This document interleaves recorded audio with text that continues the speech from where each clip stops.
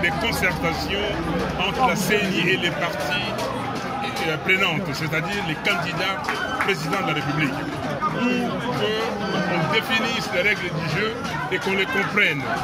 J'ai évoqué l'article 47.3 et 47.5. J'ai dit au président de la CENI, ma présence ici, ma candidature, c'est pour continuer les combats de la transparence, de la vérité des urnes. Donc nous ne faisons que le même numéro. Ceux-là, on trouve leurs données dans la machine, dans les serveurs. Donc il y a un problème sérieux de crédibilité. Donc j'ai dit au président de la CENI, il ne peut pas penser que ce processus lui appartient ou appartient à la CENI seulement.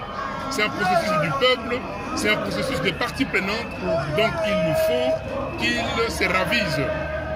Sinon, ça ne peut pas aller, on ne le laissera pas faire ce que Nanga a fait pour qu'il vienne l'accepter plus tard. On n'acceptera à personne de voler la victoire du peuple. Et c'est pour cela, je lui ai dit qu'il a fait quelque chose. Il a dit que les résultats seront publiés bureau de vote par bureau de vote. Mais ce n'est pas suffisant, ça c'est dans la loi.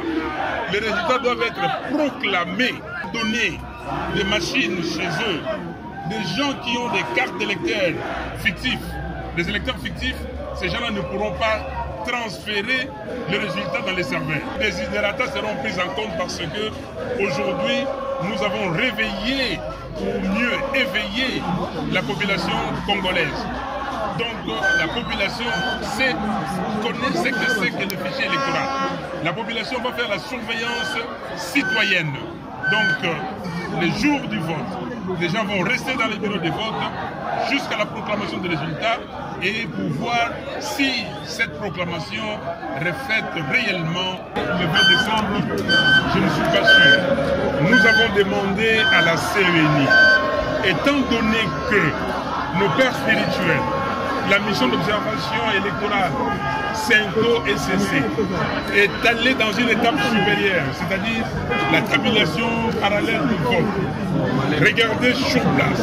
Et là, ça nous donne confiance, un peu de confiance. Et nous allons déposer notre candidature. Moi, je n'ai pas de problème parce que le temps était encore là. Mais ceux de mes compatriotes, de mes membres qui n'avaient pas déposé pour les législatives, est-ce que vous pouvez ouvrir? Il y a eu deux démarches, mais ils n'ont pas ouvert. Est-ce que c'est trop tard? Parce que le processus continue. Le fichier électoral, aujourd'hui, est à combien de millions d'électeurs? 43 955 ou plus?